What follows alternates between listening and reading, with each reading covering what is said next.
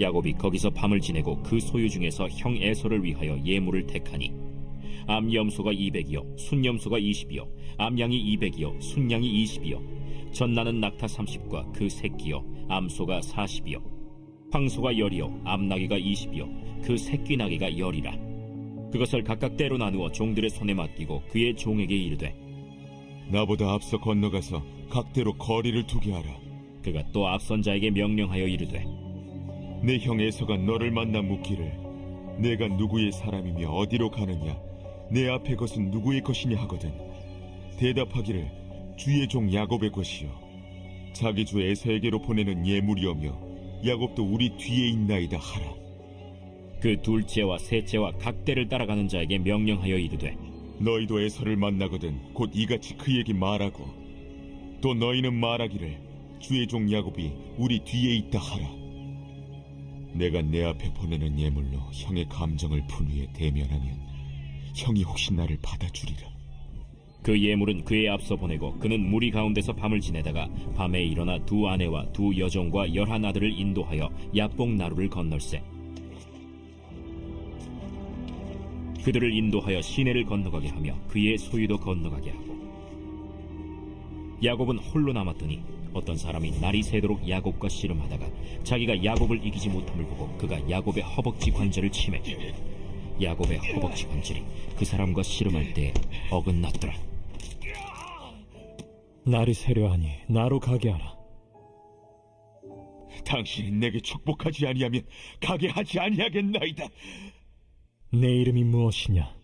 야곱이니이다. 내 이름을 다시는 야곱이라 부를 것이 아니요 이스라엘이라 부를 것이니 이는 내가 하나님과 및 사람들과 겨루어 이겼음이니라. 당신의 이름을 알려주소서. 어찌하여 내 이름을 묻느냐? 하고 거기서 야곱에게 축복한지라. 그러므로 야곱이 그곳 이름을 브니엘이라 하였으니 그가 이르기를 내가 하나님과 대면하여 보았으나 내 생명이 보존되었다. 그가 브니엘을 지날 때에 해가 돋았고 그의 허벅다리로 말미암아 절었더라. 그 사람이 야곱의 허벅지 관절에 있는 둔부의 힘줄을 쳤으므로 이스라엘 사람들이 지금까지 허벅지 관절에 있는 둔부의 힘줄을 먹지 아니하더라. 할렐루야. 우리의 참된 만족되신 주님의 이름을 찬양합니다. 우리 놀라우신 주님 앞에 우리 감사와 찬양과 영광의 큰 박수 올려드리겠습니다. 아름다우신 주님, 우리의 예배 주인 되신 주님의 이름을 찬양합니다. 삶의 주인 되신 주님의 이름을 높여 송축합니다. 주님 홀로 영광을 받아 주시옵소서.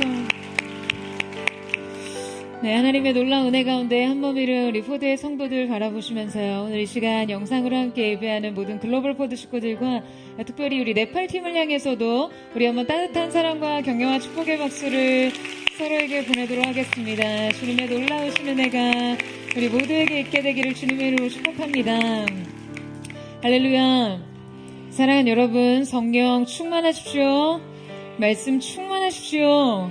오늘 함께 드리는 이 예배를 통해 우리가 힘써 하나님을 알고 그 안에서 진정한 우리 자신을 발견하게 되는 은혜가 있게 되기를 주님의 이름으로 축복합니다. 우리 옆 사람과 이렇게 인사하셨으면 좋겠는데요. 두려워하지 말고 자신의 문제에 직면하십시오. 이렇게 한번 축복하시겠어요? 네, 놀라운 회복과 은혜의 시작이 우리 모두에게 있게 되기를 주님의 이름으로 축복합니다. 여러분, 한 여행자가 발을 헛디는 바람에 가파른 낭떠러지 아래로 미끄러져 내렸습니다. 그러다가 굴러떨어지는 순간 겨우 작은 나뭇가지 하나를 붙잡고 그 안에 대롱대롱 매달려 있게 됐어요. 그가 나뭇가지에 매달려 겨우 버티면서 젖먹던 힘을 동원해 소리를 지릅니다. 거기 위에 누구 없어요? 살려주세요. 또 바로 그때 하나님의 음성이 들려왔어요. 내가 여기 있노라. 여행자가 간청합니다. 하나님, 제발 저 좀 살려주세요. 내가 너를 반드시 살릴 것이다. 너는 나를 믿으라. 하나님 믿사오니 제발 이제 구해주세요. 그러자 하나님께서 말씀하세요. 내가 너를 반드시 구할 것이니 지금 붙잡고 있는 그 손을 놓으라. 그러자 그가 한참을 아무 말 없이 버티다가요, 다시 소리를 지르기 시작했습니다. 거기 위에 하나님 말고 누구 없어요? 여러분, 우리는 때로 우리가 절대적으로 구원이라고 여기는 어떤 것을 손에 쥐고 있느라 하나님의 구원 방식을 거부할 때가 많습니다. 그러니까 하나님이 그 손을 놓으라고 하시는 것을 붙잡고 있느라 하나님께서 잡으라고 하시는 것을 붙잡지 못해요. 오늘 본문 속에 등장한 야곱은 매우 큰 위기의 상황에 처해 있었습니다. 그동안 그가 붙들었던 것과 이제 새롭게 붙들어야 할 것 사이에 도전에 직면합니다. 지난 20년간 야곱은 삼촌 라반의 집에 있었던 이 하란에 정착해서 안정적인 삶을 영위하고 있었어요. 그는 그곳에서 4명의 아내를 만났고 자녀들을 낳았으며 엄청난 거부가 되었죠. 그가 완벽하게 적응한 하란 땅의 생활, 그의 기득권, 정서적 익숙함, 풍성한 재력, 사회적 영향력, 이 모든 것들은 그를 그 땅에 안정적으로 정착시켰습니다. 여러분, 하지만 그 땅은 결코 그에게 부르심의 땅이 아니었어요. 하나님의 뜻은 그가 하란에 머무는 데 있지 않았습니다. 앞서 창세기 28장 15절 말씀에 보면요, 하나님께서는 그에게 분명하게 말씀하셨어요. 너를 이끌어 이 땅으로 돌아오게 할지라. 그러니까 이것이 야곱을 향한 하나님의 계획이었고 결코 철회함 없으신 그분의 약속이었어요. 그는 가나안 땅으로 돌아와야 하는 사람이었습니다. 오늘 본문은 드디어 이 천군 천사들 마하나임 여호와의 군대의 호의를 받은 야곱이 약속의 땅으로 들어가기 직전 고향 앞 야복강 나루에 당도한 장면입니다. 이제 그 강만 건너면 그토록 돌아오기 힘들었던 고향 땅에 발을 디디게 돼요. 하나님께서 그의 조상들에게 주셨던 기업의 땅 말이에요.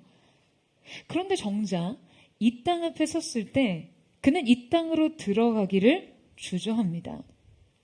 가나안 땅의 문턱에서 도저히 강을 건널 수가 없었어요. 여러분, 왜 그랬습니까? 20년간 회피하고 살았던 한 가지 문제에 직면해야 했기 때문이에요. 바로 그의 형 에서의 대면 말이에요. 야곱은 에서의 분노가 해결되지 않았다는 것을 직감하고 있었어요. 20년 전 야곱이 형을 속여 장자권을 쟁취한 후에 이 어머니 리브가는요, 야곱을 야반도주시켜 이 라반의 집으로 피신시킵니다. 여러분, 왜 그랬죠? 에서에게서 야곱을 향한 강한 살의를 느꼈기 때문이에요. 그러니까 리브가가 야곱의 신변의 위협을 감지하지 않고서는 그가 그토록 사랑하고 집착하던 아들을 여러분 굳이 그렇게까지 떠나보내려 하지 않았을 거예요.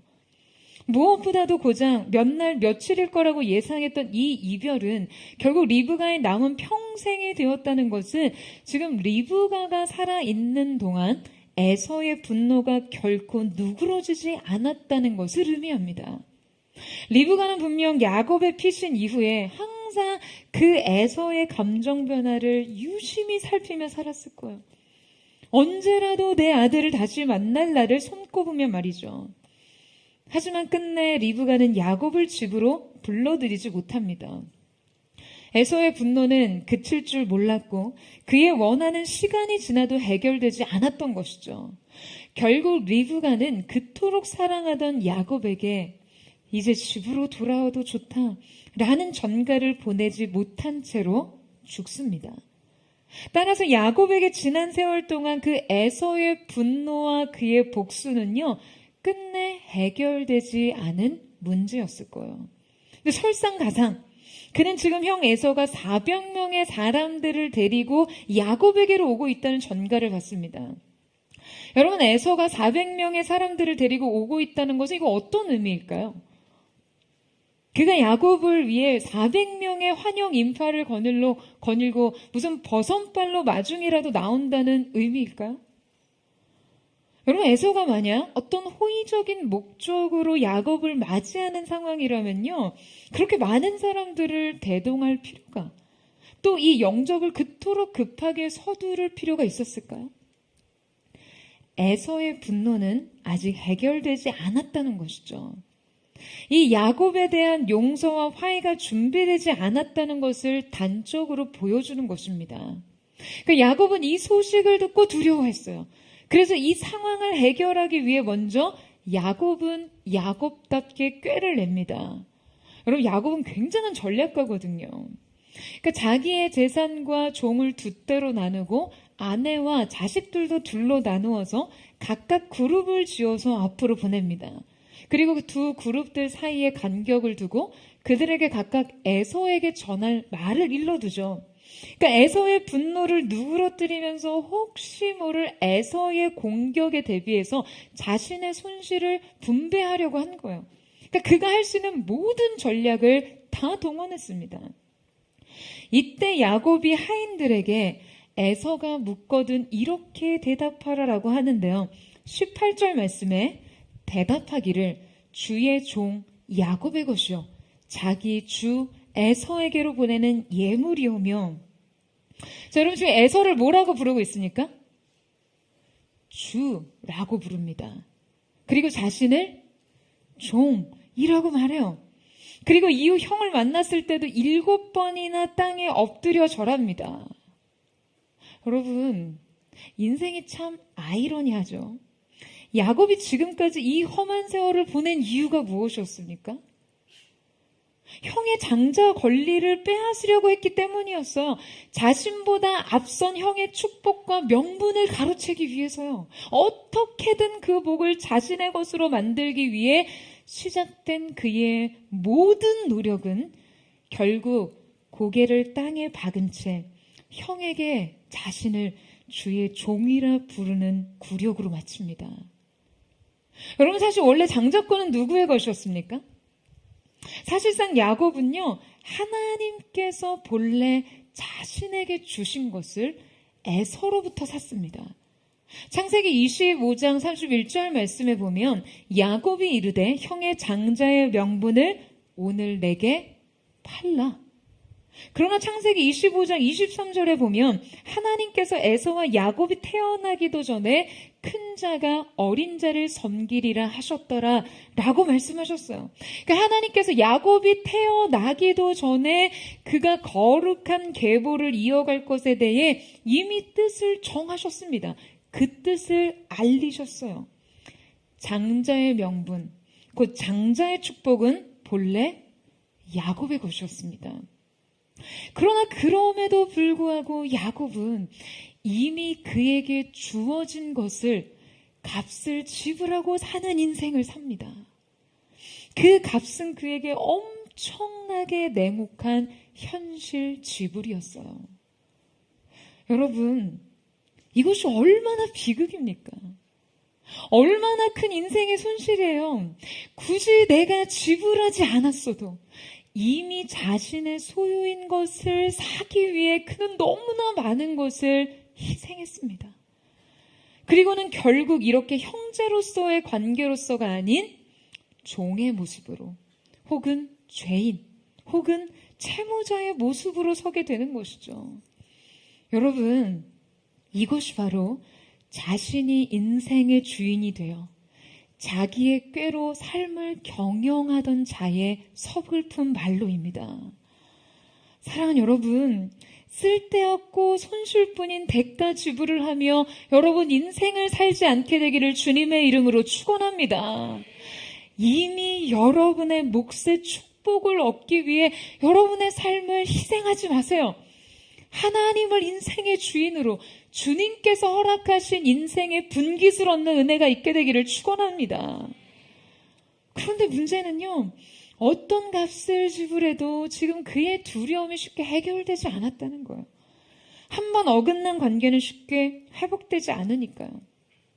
그는 이 에서의 분노를 자신이 어떻게 해결할 수 없다는 것을 알았어요. 자신이 회개하지 않았던 20년 전 죄는 그의 발목을 붙잡고 있었습니다. 20년 동안 애써 외면하고 망각하고 살던 자신의 지난 과오가 결코 세월에 희석되지 않았다는 것을 직면한 것이죠. 그는 결국 자신의 재산과 두 아내와 두 여종과 11아들을요 모두 강을 건너 떠나보냅니다. 여러분, 모두 강을 건너게 해요. 자신의 재산 일체와 아내와 자식들 모두를 떠나보냅니다. 그리고서 야곱은 결국 혼자가 됩니다. 여러분, 그가 낯선 땅에서 이 정도로 자수성가하기까지 그의 노동의 현장과 삶의 경영이 얼마나 고달팠겠습니까? 그가 일군 모든 삶의 기반과 그 자신을 분리시키기가 여러분 이거 어디 쉬웠겠어요? 그런데 야곱이 이 지점에서 모든 것을 분리시킵니다. 그리고 성경은 이렇게 기록해요. 야곱이 홀로 남았더니, 이 홀로에 해당하는 레바또는요 분리된 상태라는 의미의 빠드와 전치사 레가 결합한 것으로, 그러니까 다른 모든 것으로부터 완전히 분리된 상태를 의미합니다. 그러니까 그가 완전히 혈혈 단신으로 그곳에 남게 된 것이었어요. 자, 여러분, 그런데 이 야곱이라는 이름은 본래 어떤 의미입니까? 자, 성경에서 이름의 의미는 그의 인생 전체의 영적인 의미를 알려주는 매우 중요한 단서가 되죠. 창세기 25장 26절 말씀에 아우는 손으로 에서의 발꿈치를 잡았으므로 그의 이름을 야곱이라 하였으며 라고 기록되어 있어요. 여러분, 야곱은요 붙잡는 인생이었습니다. 그는 탄생의 순간조차 형의 발꿈치를 붙잡던 사람이었어요. 그의 정체성이 무언가를 움켜쥐는 사람이었습니다. 그러니까 자신이 원하는 바를 손에 쥐기 위해서 그냥 본능적으로 무언가를 쥐는 사람이었어요. 그리고 그는 평생을 그 이름처럼 살았습니다. 외삼촌 라반의 집에서도요, 사랑하는 여인을 얻기 위해, 재산을 얻기 위해 그는 강한 집념으로 손을 힘껏 움켜쥐며 살았어요. 그런데 지금 이 약속의 땅 강 어귀에서 그는 손에 쥐고 있던 모든 것을 놓아보냅니다. 그야말로 움켜쥔 손으로가 아니라 편손으로 존재합니다. 아무것도 붙잡지 않고 홀로 이 고독한 땅에 선 곳이죠. 여러분은 무엇을 꽉 붙잡고 계세요? 무엇을 얻고자 여러분의 인생의 손을 움켜쥐고 계십니까? 여러분 혹시 코리 텐붐을 아세요? 그녀는 네덜란드 출신의 독실한 기독교 가정에서 자랐는데요. 그녀의 가족은 세계 2차 대전 당시 유대인들에게 피난처를 제공하고 이 나치의 저항운동을 했다는 이유로 독일군에게 체포를 당합니다. 그녀는 죽음의 수용소 아우슈비츠에서 끔찍한 강제 노동과 고문, 총살, 그리고 가스실 처형 등의 상상 이상의 참혹한 생활 속에서 아버지와 언니를 잃었지만 그녀만은 끝내 생존한 이후에 전쟁 피해자들을 위한 치유 사역자가 됩니다. 제가 어린 시절에 이 코리 텐붐의 자서전을 읽고 너무나 큰 감동을 받았었거든요. 그런데 얼마 전에 찰스 스윈돌의 저서에서 이 코리 텐붐과 찰스 스윈돌 목사님과의 만남에 관한 한 일화를 읽게 됐어요. 코리 텐붐이 이 노년의 찰스 스윈돌 목사님의 교회에 출석했다라고 하더라고요. 그녀가 세상을 떠나기 얼마 전에 찰스 스윈돌 목사님에게 아주 인상적인 마지막 말을 남겼다고 합니다. 이 목사님의 아주 특별한 가족 사랑에 대해 이야기를 듣던 중에 그녀는 꽉 움켜쥐고 있던 손을 천천히 풀면서 이렇게 말했다고 해요. 목사님, 모든 것을 느슨하게 줄 알아야 합니다. 무엇이든지요. 하나님께서 억지로 목사님의 손가락을 푸셔야 한다면 목사님은 아프실 거예요. 잊지 마세요. 모든 것을 느슨하게 주어요. 모든 것을. 어떤 대상이건 우리가, 여러분, 그것을 우리의 손아귀로 힘껏 꽉 움켜줄 때 하나님께서는 그 손을 푸신다는 것이죠. 그리고 그때 그분이 우리의 의지를 꺾으시며 이 손을 푸실 때 우리는 아플 수도 있다는 거예요. 저는 그녀의 삶의 깊은 여운만큼 저에게 이 말이 참 깊이 와닿았습니다. 어느 것이든 우리의 지나친 의지와 어떤 과잉된 집착을 돌아보게 되더라고요. 여러분, 어쩌면 하나님께서는 야곱에게도 그걸 원하셨는지 모르죠. 평생 그가 붙잡고 있었던 것들을 하나하나 푸시는 동안 야곱은 좀 아팠을지도 몰라요. 하지만 이제 드디어 야곱은 그가 붙잡고 있었던 것을 놓아보냅니다. 아마 오랫동안 그는 그것들이 자신을 결정한다라고 생각했을 거예요. 여러분, 우리에게도 바로 이러한 것들이 있죠. 우리 자신을 결정한다고 생각하는 것들 말이에요. 우리의 명성, 평판, 자존심, 성과들, 우리의 재산 목록과 관계들 모두가 그러합니다. 그러나 여러분, 우리가 우리 자신을 진짜 발견하고 우리를 결정지을 수 있는 것은요, 하나님 앞에 홀로선 관계를 통해서예요. 여러분, 아멘이세요?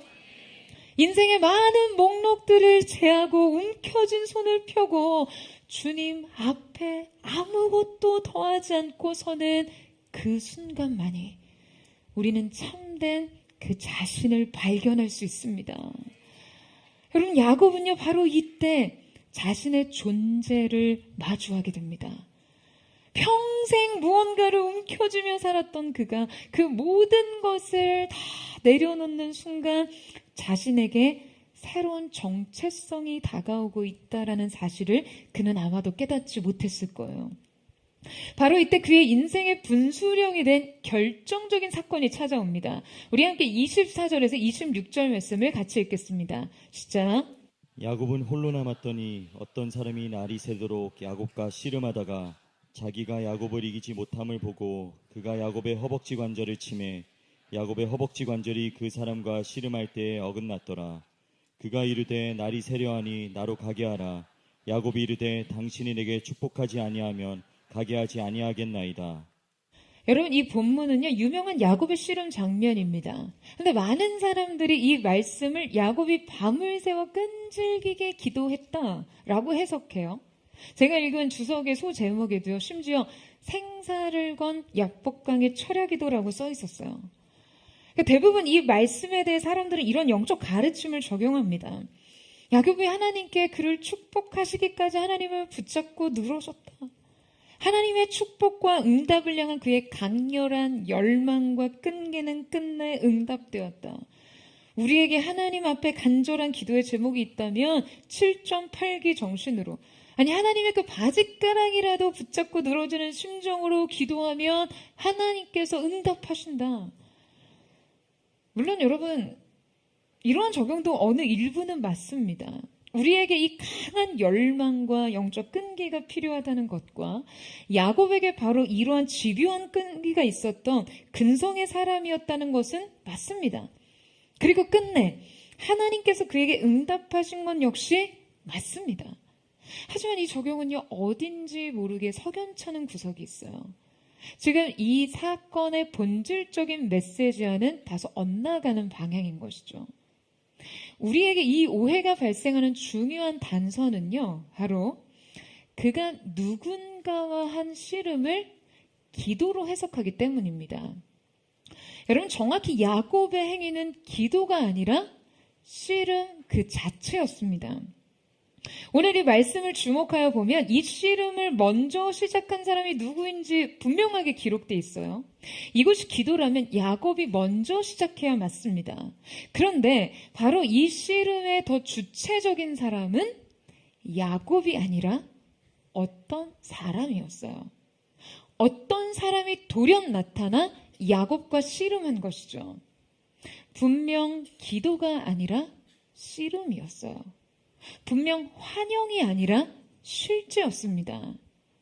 자, 여러분, 그렇다면 대체 왜 하필이면 씨름을 합니까? 아니, 왜 자다가 봉창 두드리듯이 밤새 씨름을 하냐고요. 대체 지금 이 어떤 사람의 정체는 무엇이며 그가 야곱과 씨름을 하는 목적과 이유는 무엇이었을까요? 여러분, 이때 쓴 씨름하다라는 어근은 라바크라는 단어인데요. 바로 붙잡다 라는 뜻입니다. 평생 자기가 원하는 것을 자기 힘으로, 자기 꾀로 붙잡고 살던 야곱이 모든 것을 내려놓는 순간 야곱은 홀연히 나타난 사랑과 여러분 뭘 하게 됐다고요? 붙잡게 됩니다. 여러분, 씨름은 상대를 붙잡아야 가능합니다. 서로 승부가 날 때까지 막 붙잡고 늘어져야 하는 것이에요. 그러니까 어떤 사람이 나타나 씨름을 걸어온 것은 이러한 의미와 같습니다. 자, 이제 나를 붙잡아라. 여러분, 저는 이 씨름이요, 야곱이라는 존재의 행위적 표현이라고 생각해요.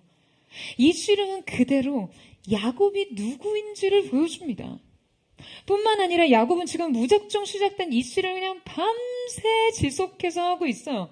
대체 지금 나를 붙잡고 결투를 벌이는 이 사람이 누구인지, 에서가 보낸 자객인지, 라반이 보낸 자객인지도 알지 못한 채 그는 그저 자신을 지키기 위해 방어적으로 그를 함께 붙잡고 싸우고 있어요. 그런데 놀랍게도 이 싸움은 밤새 계속됐어요. 밤새 누군지도 모르는 사람을 붙잡고 있는 여러분, 이 야곱을 한번 상상해 보세요. 밤이 어둡고 눈이 어두워서 알아보지 못하고 깨닫지 못했지만 여러분, 그에게 돌연 나타나 씨름을 했던 이 사람은 하나님이셨어요.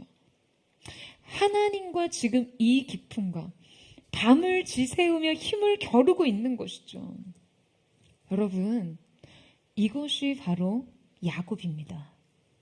이게 바로 야곱의 삶이에요. 이 장면은요, 이제까지의 야곱의 삶을 그대로 보여주는 것입니다. 그는 오랜 시간 하나님께 굴복하는 삶을 살지 못했어요. 그는 하나님이 누구이신지도 모른 채로 그냥 죽기 살기로 자기 힘으로 붙잡고 늘어지는 삶을 살았어요. 언제나 자신의 힘으로 버티고 발버둥치고 자신의 수단을 내세워 하나님의 뜻에 저항하고 그분을 거슬렀습니다. 그런데 성경은 이렇게 기록해요. 우리 25절에서 26절 같이 한번 읽어보도록 하겠습니다. 시작. 자기가 야곱을 이기지 못함을 보고 그가 야곱의 허벅지 관절을 치매 야곱의 허벅지 관절이 그 사람과 씨름할 때에 어긋났더라. 그가 이르되 날이 세려하니 나로 가게 하라. 야곱이 이르되 당신이 내게 축복하지 아니하면 가게 하지 아니하겠나이다. 여러분, 지금 하나님께서는 밤을 새워 야곱과 겨루셨습니다. 그리고 굽히지 않는 야곱의 잘못된 의지를 꺾고자 그를 치십니다. 그의 환도뼈를 부러뜨리세요. 여러분, 이 환도뼈는요, 직립을 가능하게 하는 뼈거든요. 그런데 지금 이 뼈가 위골되었어요. 그럼 어떻게 되겠어요? 직립하게 되는 뼈가 부러졌으면 그냥 당연히 완전히 자빠졌겠죠. 설 수 있게 하는 뼈가 부러졌으니 어떻게 서 있겠어요? 아마 정말 그냥 지렁이처럼 흐느적거렸을 거예요. 그의 몸은 가눌 수 없이 쏟아져 내렸을 거예요. 그의 환도뼈는 바로 강한 자기 자아와 강인한 인간성, 그리고 자기 신뢰의 상징이었습니다. 그러니까 이제까지 그의 힘을 지탱해주는 상징이었어요. 하지만 이것이 와르르 무너져 내립니다. 더 이상 자신을 지탱하는 것이 자신의 힘이 될 수 없는 것이었죠. 그런데 아이러니하게도 바로 자신의 뼈가 부러지는 순간 야곱은 자신이 씨름을 하던 바로 이 사람이 다름 아니라 하나님의 현현이었다는 것을 깨닫습니다. 그제서야 영적인 눈이 열리고 하나님을 알아보는 것이었어요. 여러분, 저는 그가 자빠지는 순간에도, 그래서 넘어지는 순간에도 아마 이 하나님의 바짓가랑이라도 정말 붙잡았을 거라고 생각해요. 여러분, 왜 그렇습니까? 하나님께서 야곱에게 나로 가게 하라 라고 말씀하셨잖아요. 저는 이 한밤에 일어난 결투의 장면을 곱씹고 묵상하면서 두 가지 의문이 들었어요. 먼저는 왜 하나님께서는 그와 씨름을 벌이신 것일까? 왜 하나님께서 굳이 이 싸움의 승패를 결정해 주셨는데 그 승자를 의아하게도 그것이 야곱이라고 말씀하신 것일까? 여러분, 왜일까요? 대체 왜 그러셨을까요? 여러분, 이거 성경에 나와 있습니까? 네, 안 나와 있어요. 좀 각자 거룩한 상상력으로 한번 상상해 보시고 생각해 보세요. 여러분, 아니 하나님이 자존심도 없이, 아니 이 사기꾼 같은 인간이랑 밤을 새워서 씨름을 하시고는요, 야곱에게 이길 수 없을 것 같다고 왜 굳이 말씀을 하시냐는 거예요. 환도뼈를 툭 하고 건들자마자 그냥 지렁이처럼 흐느적거리면서 쓰러진 이 하찮은 인간을, 아니 뭐 진작에 치시거나 패대기를 치시거나, 아니 이거 뭐 맘만 먹으면 죽이실 수도 있는 거잖아요. 그런데 왜 굳이 밤을 새워 밤새도록 씨름을 하시고는 내가 이겼어 라고 말씀하시냐는 거죠. 여러분, 저는 그렇게 생각합니다. 하나님께서 야곱에게 붙잡히고 싶으신 것이 아니었을까요? 그는 붙잡아야 사는 사람이었어요. 그게 야곱의 뜻이었잖아요. 야곱은 태어날 때부터 붙잡았어요. 자신의 운명을 초월하는 욕심을 붙잡았습니다. 자신이 원하는 것을 소나기에 쥐기 위해서 너무나 많은 힘을 쏟고 살았어요. 지금 그러한 야곱에게 이렇게 말씀하시는 것은 아닐까요? 야곱, 다른 거 붙잡지 마. 나를 붙잡아. 내가 붙잡혀줄게. 여러분, 밤을 새우도록 하나님은 야곱에게 붙잡혀 주셨습니다. 여러분, 왜요? 야곱은 이제까지 평생 쓸데없는 것만 붙잡고 살았잖아요. 고작 한 번 붙잡는 그 느낌으로 평생 다른 기억을 지울 수 있을까요? 여러분, 지울 수 있다고 생각하세요? 평생의 경험을 상쇄시킬 수 있다고 생각하세요? 밤을 새워서 정말 죽기 살기로 죽을 지경까지 이르러서 이제 더 이상 붙잡을 수 없겠다. 내 힘은 정말 여기까지다. 더 했다가는 정말 죽겠다. 여러분, 이 정도로 붙잡아 봐야 하나님을 붙잡는다는 것이 어떠한 것인지 감이 오지 않겠습니까? 그럼 저는 그렇게 생각해요. 밤을 새워서 하나님께서는 야곱에게 이 경험을 만들어주고 싶으셨던 것은 아닌가? 그리고는 심지어 이렇게 말씀하시는 거예요. 나를 붙잡았을 때 내가 느끼는 그 승리가, 그 자신감, 그거를 느껴봐라. 이제 너는 다시 시작할 수 있을 거야. 그리고는 그분의 자비로 환도뼈를 치시는 거예요. 이제 새로운 삶은 무릎 꿇고 시작해. 굴복하고 시작해. 엎드려서 시작해.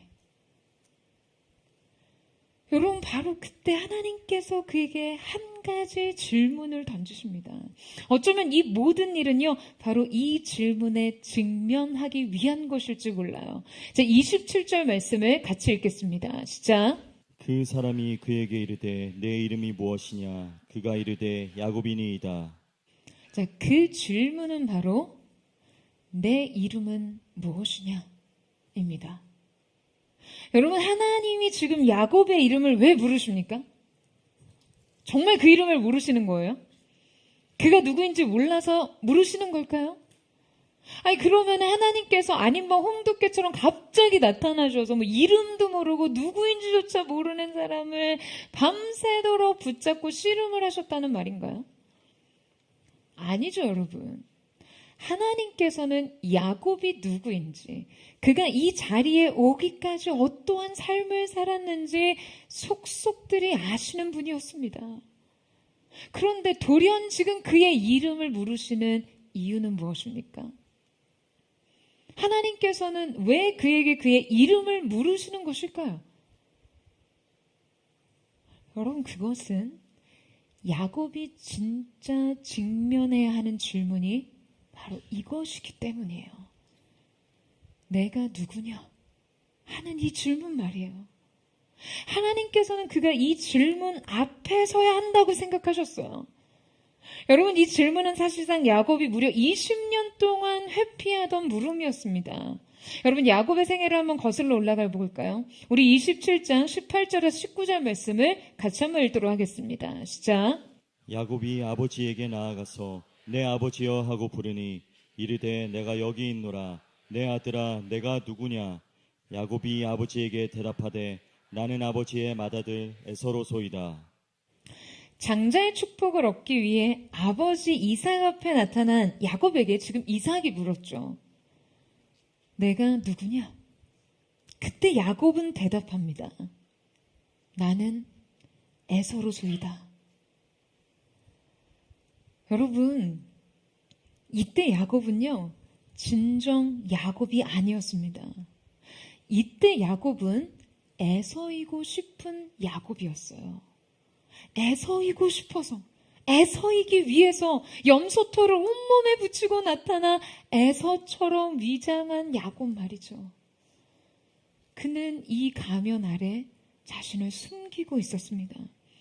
자신이 되고 싶고 되어야만 했던 이 가면 아래 자신을 위장하고 있었어요. 야곱은 에서라는 가면 아래 숨죽이고 있었습니다.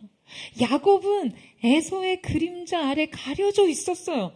그는 하나님의 이 축복을 얻기 위해서 자신의 정체성을 포기했어요. 자신이 누구인지를 잊었습니다. 자기 정체성을 부인해야, 자기가 누구인지를 잊어야 자신이 그토록 얻고 싶은 축복을 얻을 수 있다고 생각했으니까요. 그의 정체성은 완전히 깨어져 있었어요. 부서져 있었어요. 그가 자기 자신으로 돌아가면 자기의 삶은 이 축복에서 거절된다고 생각했어요. 그가 자신을 찾으면 이 축복은 잃는다고 생각했어요. 그래서 그는 자신의 모습을 그냥 잊기로 선택합니다. 진정 자신이 누구인지에 대해 알지 않기로 했어요. 여러분, 놀랍게도 야곱은 이 일 이후 무려 20년 동안 계속해서 자기의 이름을 사용하지 않습니다. 창세기 29장 10절에서 12절 말씀을 같이 읽겠습니다. 시작. 야곱이 그의 외삼촌 라반의 딸 라헬과 그의 외삼촌의 양을 보고 나아가 우물아귀에서 돌을 옮기고 외삼촌 라반의 양떼에게 물을 먹이고 그가 라헬에게 입맞추고 소리내어 울며 그에게 자기가 그의 아버지의 생질이요 리브가의 아들됨을 말하였더니 라헬이 달려가서 그 아버지에게 알림해. 자, 여러분, 창세기 29장에는요, 야곱이 삼촌 라반의 집에 도착한 그 상황이 묘사되어 있는데요. 자, 이때 이 상황을 묘사한 1절에서 20절의 말씀을 읽으면 성경은 끊임없이 야곱의 이름을 언급합니다.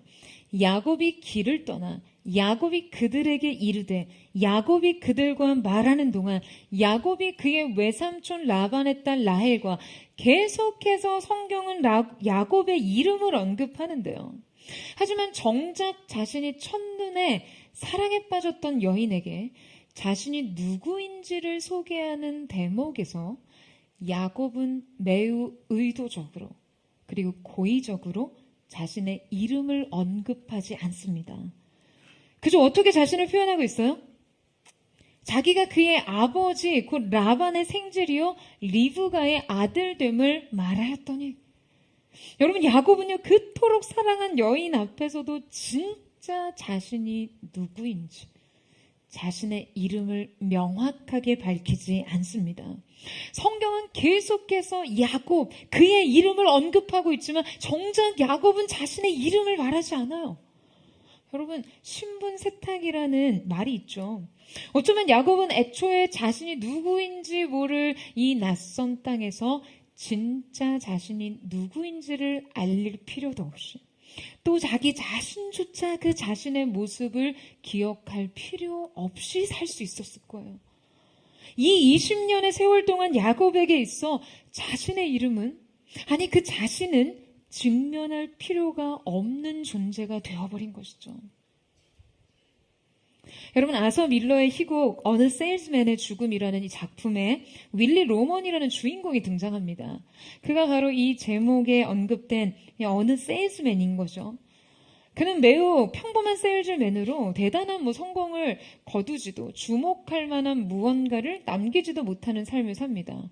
그러니까 나이가 들면서 그의 실적은 초라해지고 사랑과 기대로 점철되었던 자식들과의 관계가 무너지자 그는 과거에 대한 강한 집착을 통해 현실을 도피하려고 합니다. 그러나 끝내 자신이 30년간 헌신했던 직장에서 해고를 당한 뒤에 이 지워진 존재, 무의미한 존재, 가치를 발견하지 못한 존재로서의 정체감은 그냥 그를 완전히 붕괴시켜버려요. 결국 그는 가족들에게 더 나은 미래를 줘야겠다는 생각으로 자동차 사고를 위장해서 자살을 하게 되죠. 그의 생명보험금으로 가족의 빚을 탕감해 주었던 거예요. 이 윌리의 장례식장에서 그의 아내 린다가 말합니다. 드디어 빚을 다 갚았다고요. 하지만 빚은 없어졌지만 결국 그도 없어졌습니다. 그는 자신을 희생하고 빚을 갚았어요. 자신의 정체성을 그렇게라도 확인받고 싶었던 것이죠. 하지만 정작 자신은 아예 존재하지 않게 됩니다. 이 윌리의 부인은요, 그의 묘비에 이런 글을 남깁니다. 그는 자기가 누구인지를 몰랐다. 여러분, 너무나 허탈한 말이에요. 그는 자신을 찾으려고 했지만, 자신의 가치를 인정받고자 했지만, 사랑하는 가족들에게 자신의 가치와 의미를 남기고 싶어 했지만, 정작 자신이 누구인지를 몰랐고, 자신을 포기했고, 자신을 없앴습니다. 여러분, 어쩌면 이 모습이 오늘 이 말씀의 주인공 야곱의 모습이고요. 어쩌면 우리 자신의 모습일지도 모릅니다. 우리가 자기의 존재를 증명해내기 위해, 자신이 그토록 원하는 것을 얻기 위해 자기 자신이 누구인지를 잊는 것 말이에요. 내가 원하는 인정, 인기, 돈, 직업을 얻기 위해 우리는 우리 자신이 되기를 포기합니다. 내 정체성을 잊어요. 내가 그저 나다워야 한다는 것을, 나 자신으로 돌아가야 한다는 것을 잊습니다. 고유한 사명에는요, 관심이 없어요. 그저 사람들이 원하는 모습이 자신을, 그 모습에 맞춰 자신을 그리고 포장하고 바라고 흉내냅니다. 사람들에게 박수받는 누군가에게 자신을 이입해요. 이렇게 하면 돈이 많이 벌리고 저렇게 하면 인정이 따라온다고 생각이 되면 진짜 나 자신이 누구인지 정작 알려고 하지 않습니다. 그저 그렇게 되기를 원하죠. 광고에 등장하는 사람처럼, SNS에 과시된 삶처럼 무엇을 입고 무엇을 먹고 무엇을 가지면 된다는 그냥 그 맹목적인 집착으로 정작 내 이름을 지우고 삽니다. 어느새 성향과 역할과 취향까지 모방해요. 여러분, 야곱은 에서가 되기 위해 자신의 이름을 지웠죠. 그는 에서의 길을 선택한 순간부터 20년간 계속해서 이 에서의 그림자 아래에서 기숙합니다. 그는 아버지 이삭을 속였지만 그보다 먼저 자기 자신을 속였어요. 자신과 아버지를 속이고 나니 이제 자신으로는 영영 되돌아갈 수 없는 운명에 처합니다. 그가 야곱이기를 선택하면 자신이 누리고 싶어하는 축복을 누리지 못할 거라고 생각했어요. 그가 자신에게로 돌아가면 아버지에게서 거부될 거라고 생각해요. 여러분, 그런데 그런 야곱에게 지금 하나님께서 나타나셔서 건네시는 질문이 뭐라고요? 내 이름이 무엇이냐? 주님은 물으십니다. 너는 누구냐? 지금 하나님께서는 끈질기게 야곱을 이 물음 앞에 세우시는 거죠. 사랑하는 여러분, 이것이 참사랑이 아니고 무엇이겠습니까? 야곱을 있는 모습 그대로 아시고 인정하시고 사랑하시는 창조주 되신 하나님의 끈질긴 추적과 추격인 것이죠. 야곱의 진짜 존재에 대한 추적이요. 20년 동안 자기 스스로에게도 잊혀진 존재에 대한 추적 말이에요. 여러분, 하나님께서는 야곱이 자신의 모습을 찾기 원하셨어요. 그가 자신의 삶 위에서 우뚝 서기 위해서 그가 먼저 자기 자신으로 돌아와야 한다라고 생각했습니다. 에서가 아닌 야곱으로, 익명의 삶이 아닌 야곱의 부르심으로. 여러분, 주님의 사랑이 느끼시나요? 이 사랑이 여러분 느껴지시나요? 여러분, 이 물음은요, 이 추적은 오늘 이 자리에선 우리에게도 마찬가지로 향해 있습니다. 주님은 오늘 우리에게도 물으세요. 내 이름이 무엇이냐? 너는 누구냐? 흉내내지 마. 위장하지 마. 숨기지 마. 가리지 마. 잊지 마. 지우려 하지 마. 너는 너 자신으로 돌아가야 돼. 내가 누구인지를 알아야 돼. 여러분, 이것이 바로 오늘 우리를 향한 하나님의 간절한 메시지인지 모릅니다. 여러분, 그런데요, 바로 주님의 이 끈질긴 물음에 야곱이 대답합니다. 여러분, 이번에는 어떻게 답합니까? 그가 이르되 야곱이니이다. 여러분, 야곱이 비로소 이 대답을 할 수 있었던 이유는 내 이름이 무엇이냐라고 묻는 주님의 그 질문 속에서 자신이 그 누구이든 있는 모습 그대로 자신을 사랑하시는 주님을 보았기 때문이에요. 그 사랑의 용납을 느꼈기 때문에 가능했던 것입니다. 여러분, 20년 만에 그가 참된 자신으로 돌아가는 순간이었어요. 그는 있는 모습 그대로 자신, 그 있는 모습 그대로의 자신, 붙잡는 자, 속이는 자, 사기꾼 같은 자신에게로 돌아갑니다. 가면을 벗고요. 진정한 자신으로 선 것이죠. 바로 이때 비로소 야곱의 새로운 삶이 시작됩니다. 자, 우리 함께 28절에서 31절 말씀을 같이 읽도록 하겠습니다. 시작. 그가 이르되 내 이름을 다시는 야곱이라 부를 것이 아니요 이스라엘이라 부를 것이니 이는 내가 하나님과 및 사람들과 겨루어 이겼음이니라. 야곱이 청하여 이르되 당신의 이름을 알려주소서. 그 사람이 이르되 어찌하여 내 이름을 묻느냐 하고 거기서 야곱에게 축복한지라. 그러므로 야곱이 그곳 이름을 브니엘이라 하였으니 그가 이르기를 내가 하나님과 대면하여 보았으나 내 생명이 보존되었다 함이더라.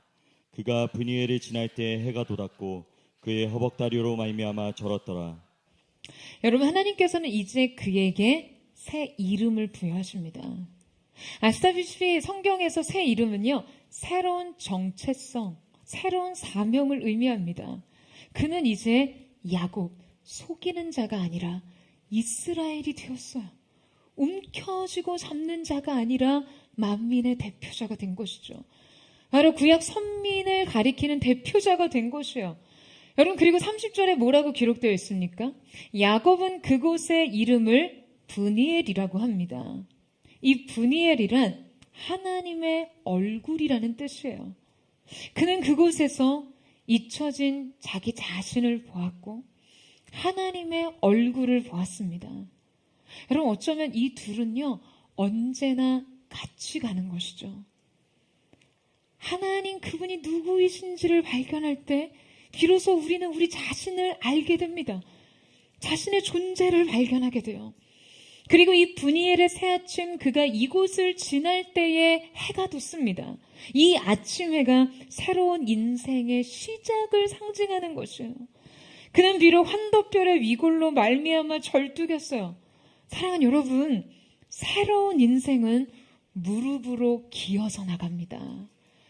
이제 비로소 그가 삶의 승치를 어떻게 쟁취하는지를 알게 된 것이죠. 내가 내 인생의 주관자가 되고 주인이 되어 꾀를 내어 무엇이든 움켜쥐는 자가 아니라 인생은 무릎으로 이기고 엎드려서 성취하는 것임을 깨닫게 된 것이에요.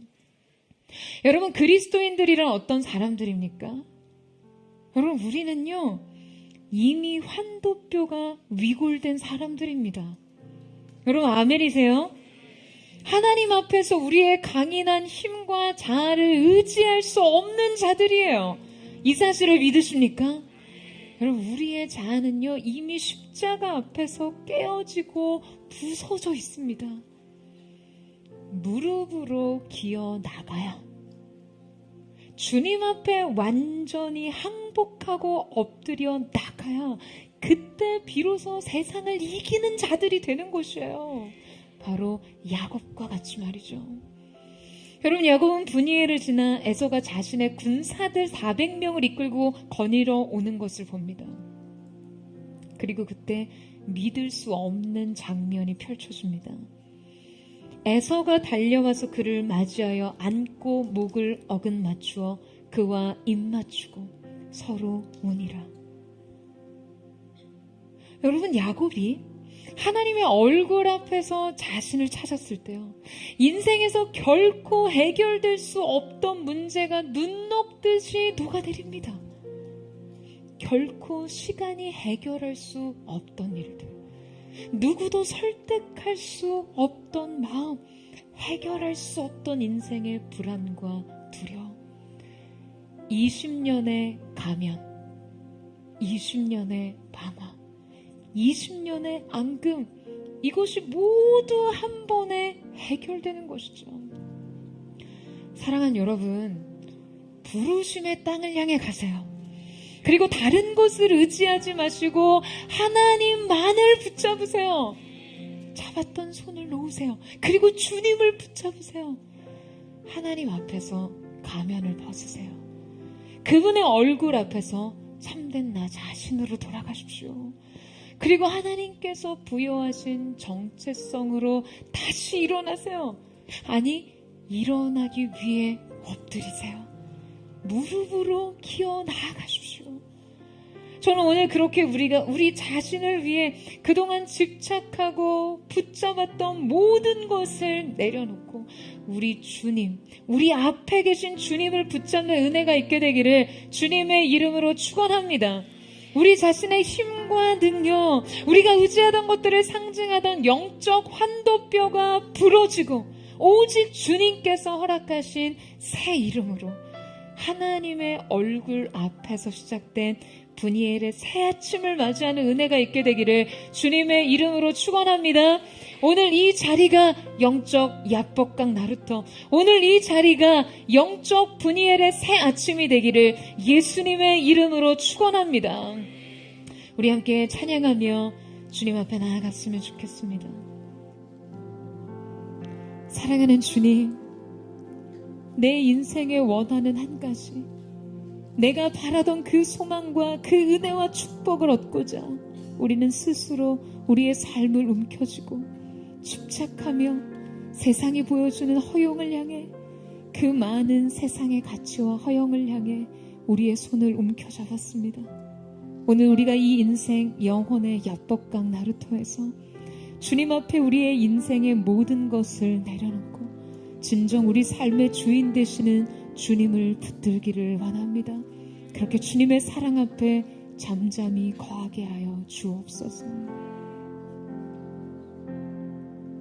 내가 주인 삼은 모든 것 내려놓고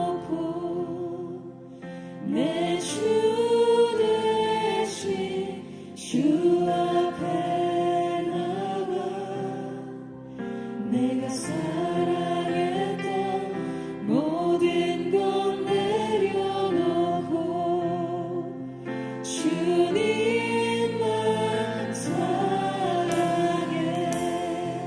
내가 주인 삼은 내가 주인 삼은 모든 것 내려놓고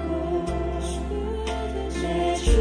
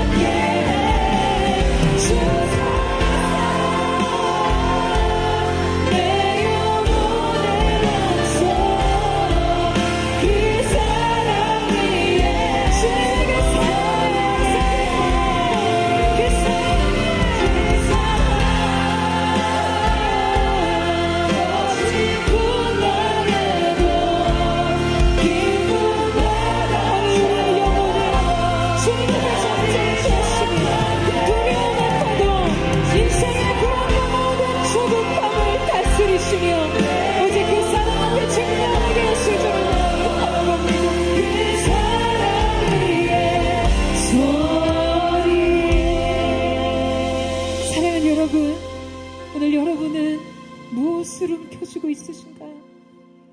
세상의 허영을 향해, 세상의 인정과 칭찬을 위해 인생의 수많은 재물을 얻고자 여러분이 움켜쥐고 있는 것은 무엇입니까? 사랑하는 여러분, 인생의 스스로 주인이 되어 내 인생의 가장 좋은 것, 축복과 재물과 인생의 꿈을 이루고자 발버둥치며 노력하며 수고하는 그 인생 끝에서 우리가 발견하는 것은 무엇인가요? 에서는 나의 주이시오, 나는 당신의 종이오니. 여러분, 우리의 인생이 이 비극적인 삶의 자리, 이 비굴하고 비겁한 삶의 현장에서 비로소 인생의 주인은 하나님이 되어셔야 함을 고백하고 있지는 않습니까? 사랑하는 주님, 이미 주님께서 우리 가운데 허락하신 인생의 기업, 약속하신 은혜와 축복의 분깃을 하나님의 주권 안에서 얻는 자들이 될 수 있도록 역사하여 주시옵소서. 여러분, 로마서 9장에서 말하고 있어요. 에서와 야곱이 선악간에 그 무엇을 행하기도 전에 택하심으로 말미암아 부르신 자의 은혜로 말미암아. 사랑하는 여러분, 은혜로 인생을 사는 자들 되시기를 주님의 이름으로 축복합니다. 오늘 여러분 인생에 써 움켜쥐고 붙잡은 것을 주님 앞에 내려놓으세요. 주님이 여러분의 의지에 손을 펴실 때 아프지 않도록 이 시간 그 모든 것을 주님 앞에 내려놓고 하나님을 붙드는 은혜가 있게 되기를 주님의 이름으로 축원합니다. 그 손을 놓고 주님을 붙드세요. 우리가 구원이라고 여기는 것을 붙잡기 위해 하나님의 구원의 방식을 거부할 때가 너무나 많습니다. 사랑하는 주님, 오늘 이 시간 우리가 세상을 향해 붙들었던 것을 내려놓고 주님이 붙잡게 하시는 것을 쥐게 하여 주시옵소서. 하나님을 붙들게 하여 주시옵소서. 정신으로 주의 한번을 짓고 우리 예수의 동성으로 기도합니다. 주여, 사랑하는 주님, 우리가 오직 하나님의 작정하신 뜻 곁에 서기를 원합니다. 우리가 무언가를 이루기 위해 스스로 다른 법칙하고 스스로 노력하며 스스로는 최선을 다하게 손을 인생 속으로 주께서 작정하신 우리의 성의를 따라 하나님께서 얘기하신 은혜의 기업의 분깃을 하는 자들이 될 수 있도록 역사하여 주시옵소서. 우리 아버지께서 그의 부르시며 택하신 자의 은혜 사랑을 나눠주는 것을 우리 가운데 보게 하시기 위해 택하신 하나님의 놀라운 구원의 원칙, 부르심의 소명의 산신으로 역사하여 주시옵소서. 많은 재물을 향해 세상을 정한 당신을 향해 스스로 깨졌던 손을 놓지 하여 주시오. 주님만 붙잡는 그 모든 도덕의 인생의 탐욕, 욕심, 이 세상의 자랑, 악마의 정욕, 모든 세상 생식을 내려놓고 주의 사랑하는 자들 될 수 있도록 역사하여 주시옵소서. 도덕을 위해 젖을 젖는 인생 안에 주님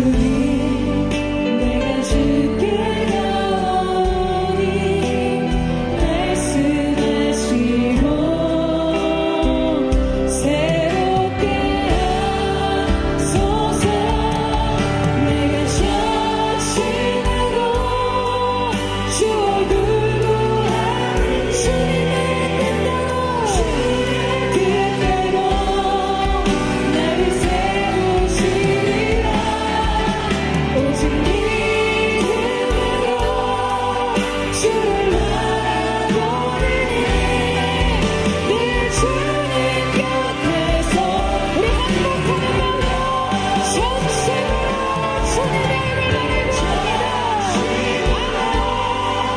주와 구하시는 뜻대로 주의 세우시리라.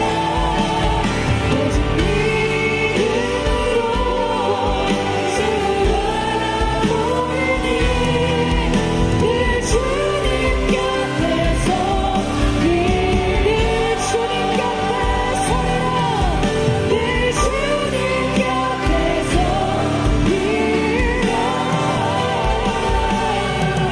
늘 주님 곁에서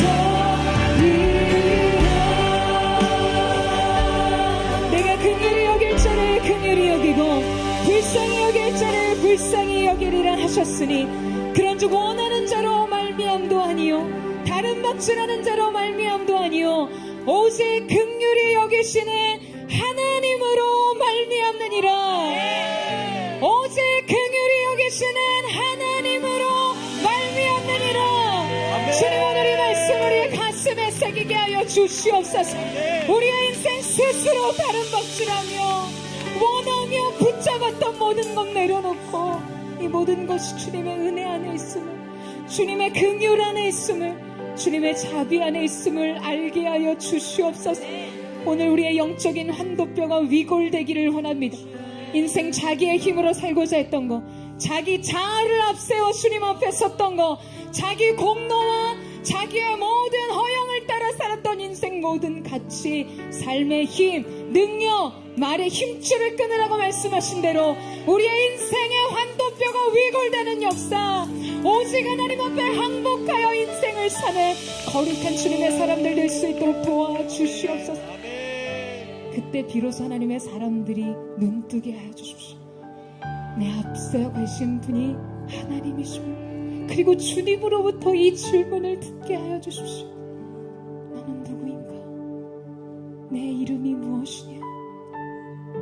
사랑하는 주님, 인생에 인정받기 위해, 칭찬받기 위해, 성공하기 위해, 축복을 쟁취하기 위해 나 아닌 다른 사람으로 살고자 했던 것, 안목의 정욕과 이상의 자랑으로 나의 삶을 과시하듯 전시했던 우리의 모든 삶을 주님 앞에 내려놓고 회개합니다.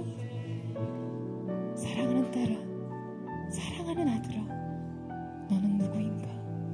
내 이름이 무엇이냐라는 이 주님의 질문 앞에 주님의 사랑을 발견하세요. 여러분의 인생을 아시는 주님께서 삶의 눈물을 닦아주실 거예요. 수고하고 무거운 짐을 다 내려놓고 주님 안에 거하게 하십니다. 그 눈물을 닦아주실 거예요. 주님께서 우리의 기도를 들으실 줄로 믿습니다. 이 시간 사랑하는 여러분 앞에 계시는 주님 앞에 여러분의 인생의 모든 힘을 내려놓고, 주님, 저는 야곱입니다. 인생의 가면을 벗고 누군가여야 하는, 누군가가 되고 싶은 이 모든 인생의 껍데기와 같은 포장과 허영을 내려놓고 나를 아시는 아버지 앞에 서기를 원합니다.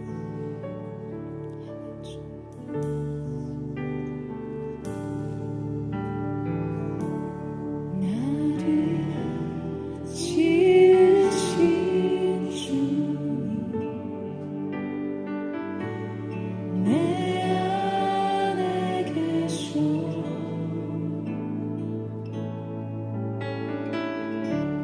처음부터 내 삶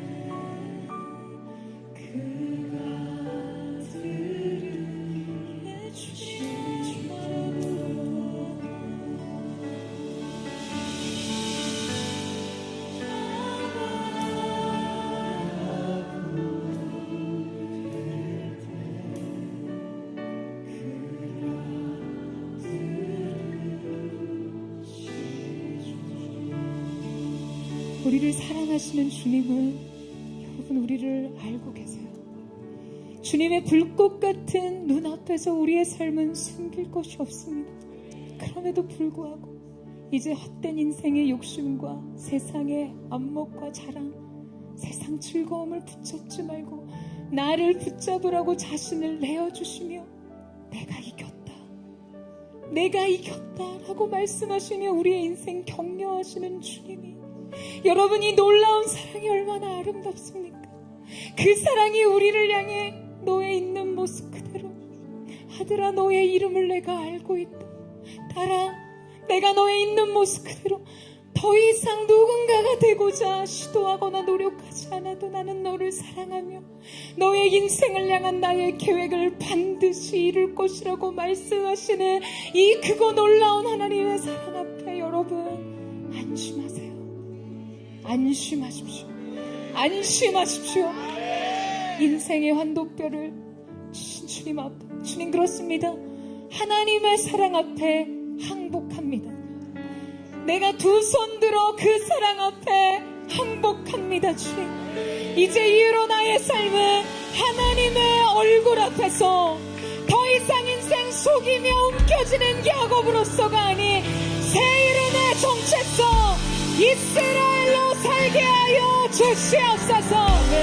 인생의 분위기에 새 아침을 맞게 하여 주시옵소서. 무릎으로 엎드려 주님 앞에 사는 인생 되게 하여 주시옵소서. 엎드려서 영광을 성취하는 자, 무릎으로 인생의 뜻을 성취하는 거울을 떠나가는 내 사랑, 영광의 기업 굳게 들었는 자들 되게 하여 주시옵소서. 분이의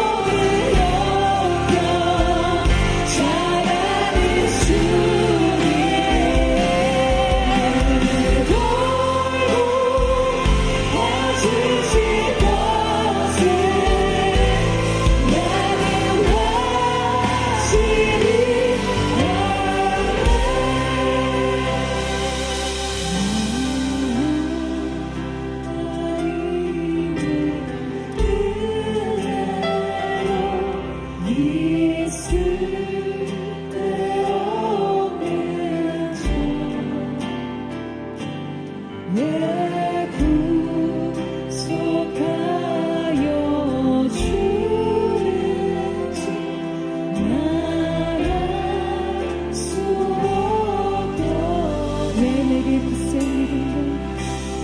믿음과 내게 굳세 믿음과 너 복을 주셔서 내 마음이 항상 주님 오늘 그 평안으로 있게 하여 주옵소서. 우리 전심으로 우리의 삶을 추격하시는 사랑의 아버지께 맡겨드립니다. 믿고 또 의지하네 내 모든 형편 잘하는 주님 내 돌로 와주실 것을 나는 하시니 거룩한 손으로 부르고 믿고 또 의지하는 나를 세우시는 자 없는 영광 잘하는 주님 내 돌로 해주실 것을 나는 하시니 늘 보여주실 것을 내 돌로 해주실 것을 나는 하시니 사랑하는 주님 우리의 욕심으로 옮겨졌던 모든 것을 내려놓고 주님을 붙들었을 때 주님 앞에 정직한 우리 자신으로 섰을 때 주님이 우리 가운데 허락하신 분이엘의 새 아침을 기쁨으로 맞이하기를 원합니다. 우리의 인생에서가 하나님의 분이엘 아침 뒤에 기다리고 있음을 주님이 허락하신 용서와 치유와 회복과 영광의 그날 거룩하신 영광의 기업을 분깃으로 얻기 위해 달려가는 새 걸음이 있게 하여 주시옵소서. 그렇게 하나님의 사람들에게 거룩한 은혜가 있을지어다. 놀라운 은혜의 사다리 열릴지어다. 그렇게 함께 하신 주님을 찬양하며 예수님의 이름으로 기도드립니다.